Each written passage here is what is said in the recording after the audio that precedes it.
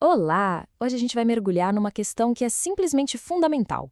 O que de verdade separa o jeito científico de pensar de todas as outras formas que a gente tem para entender o mundo? Vamos desvendar a estrutura e as características que fazem da ciência, bem, a ciência.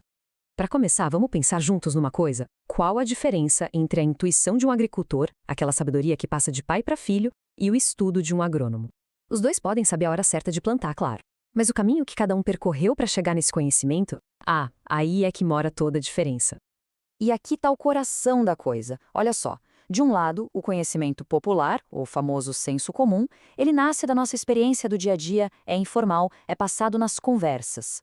Do outro lado, o conhecimento científico. Esse exige estudo, método, procedimentos específicos e, acima de tudo, ele é racional. A grande sacada aqui não é discutir quem está certo ou errado, mas sim entender como se chega lá, qual foi o método usado. Beleza, agora vamos abrir um pouco mais o foco, porque a ciência não está sozinha nessa história, né? Ela é, na verdade, só uma das 4 grandes maneiras que a humanidade criou para tentar dar algum sentido para a realidade. E essa tabela aqui organiza tudo de um jeito bem claro. A gente vê o conhecimento popular, o filosófico, o religioso e o científico, lado a lado. Repara nas diferenças. O religioso e o filosófico, por exemplo, não são testáveis na prática e são vistos como infalíveis. O popular até dá para verificar no cotidiano, mas ele não tem um sistema, é meio bagunçado.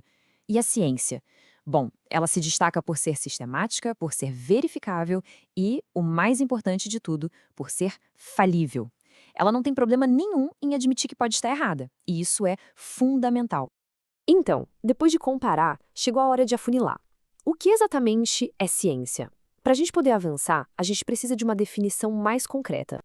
E essa definição aqui do sociólogo Ezequiel Anderegg é uma base fantástica. Olha só, a ciência é um conjunto de conhecimentos racionais, certos ou prováveis, obtidos metodicamente, sistematizados e verificáveis, que fazem referência a objetos de uma mesma natureza. Cada palavrinha aqui tem um peso gigantesco. É como se essa definição se apoiasse em 6 pilares. Primeiro, o conhecimento não cai do céu, ele é obtido metodicamente. Segundo, ele é racional, construído com lógica. Terceiro, e isso é crucial, ele não se diz a verdade absoluta. Ele se apresenta como um conhecimento certo ou provável.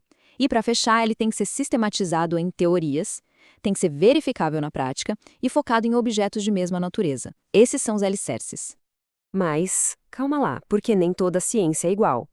Dentro do próprio campo científico, existe uma divisão fundamental, que depende do que está sendo estudado, se é o mundo das ideias ou o mundo dos fatos. E essa imagem aqui ilustra essa divisão de forma brilhante. De um lado, as ciências formais, lógica, matemática. Elas lidam com conceitos abstratos, com ideias, e o método delas é a demonstração lógica. Do outro lado, as ciências fatuais, física, sociologia. Elas estudam fatos do mundo real, e o método é a observação e a experimentação. Basicamente, uma prova as coisas no papel, a outra testa no mundo real. Agora, o nosso foco vai ser total nas ciências fatuais, aquelas que investigam o mundo ao nosso redor. Para entender o DNA delas, o filósofo Mário Bung listou 15 características essenciais. Vamos explorar essa verdadeira anatomia da descoberta. Para começar, a ciência é, na sua essência, racional. Ela é toda construída com conceitos e raciocínios lógicos, e não com sensações ou impressões vagas. É uma verdadeira arquitetura de ideias. Em segundo lugar, ela é objetiva. A ideia aqui é que as conclusões se encaixem nos fatos da realidade, e não o contrário. É uma busca constante por deixar as opiniões e sentimentos de lado e focar no objeto de estudo. O terceiro ponto é que a ciência é fatual. Ela precisa ter os pés no chão, uma âncora na realidade. Ela sempre parte de dados que podem ser observados e, no fim das contas, sempre volta para eles para ver se a teoria se sustenta. Só que, ao mesmo tempo, e isso é muito interessante, a ciência transcende os fatos.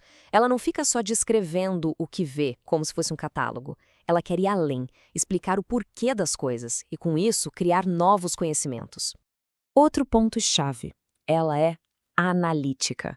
Para entender algo complexo, seja um motor ou uma célula, a ciência quebra o todo em partes menores, estuda cada pedacinho para depois conseguir entender o funcionamento do conjunto. A ciência também precisa ser clara e precisa. Ambiguidade aqui é um problema sério. Por isso, ela cria uma linguagem técnica, define muito bem seus conceitos para garantir que uma pessoa no Brasil e outra no Japão estejam falando exatamente da mesma coisa. E por ser um esforço coletivo, ela tem que ser comunicável. Conhecimento científico não é segredo, não é algo para ser guardado. Ele precisa ser público, publicado, para que outras pessoas possam testar, criticar e construir em cima dele. Agora, a gente chega num pilar central. A ciência tem que ser verificável. Essa é a prova de fogo. Uma ideia, uma hipótese que não pode ser testada de alguma forma, seja por observação ou experimento, simplesmente não é ciência. Ponto.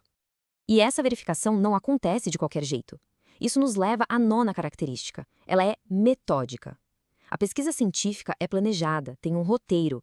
As grandes descobertas raramente acontecem por puro acaso. Elas são fruto de um trabalho organizado. O conhecimento científico também é sistemático. Não é um amontoado de fatos soltos. É um sistema de ideias que se conectam, como um quebra-cabeça, onde uma teoria apoia a outra, formando um corpo de conhecimento que faz sentido. E por ser um sistema, a ciência acaba sendo acumulativa. Ela avança sobre os ombros de gigantes, como diz a famosa frase. O conhecimento novo se encaixa no antigo, às vezes corrigindo alguma coisa, outras vezes expandindo, mas está sempre dialogando com o que veio antes. E aqui a gente volta para aquele ponto que parece uma fraqueza, mas é uma força tremenda. A ciência é falível. Ela não se acha dona da verdade. Uma teoria que hoje é aceita por todo mundo pode, sim, ser derrubada amanhã se aparecerem novas evidências. Para fechar a lista, a gente tem um trio de características que andam juntas. A ciência é geral, explicativa e preditiva.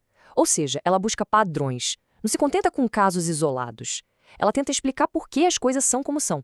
E, com esse conhecimento, ela tenta prever o que vai acontecer no futuro. E tudo isso deixa a gente com uma pergunta no ar para refletir.